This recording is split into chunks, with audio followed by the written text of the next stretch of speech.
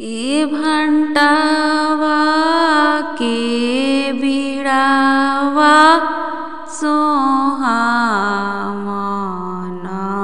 फरे फूले हरिहर। ए हाट जाहूँ बाट जाहूँ दुलारू दुलाहा रानी रवतीन पूछेली। एके तोहरे हृदय संवारेली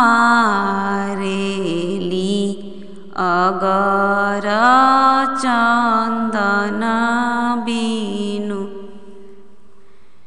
ए फुआ हमरो बाबा के दुलारुई त दीदिया पापा के दुलारी। ए उहे मोरे हृदय संवारेली अगर चंदन बीनु। ए फुआ तोहरो जासु दो गलवा घरे दीदिया तू रुखवा घरे। ए उहे तोहरो हृदय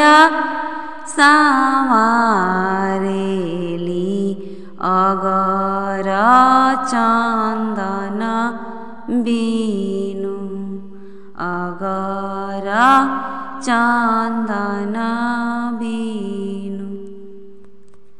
ए भंटावा के बिड़ावा सोहामन फरे फूले हरिहर।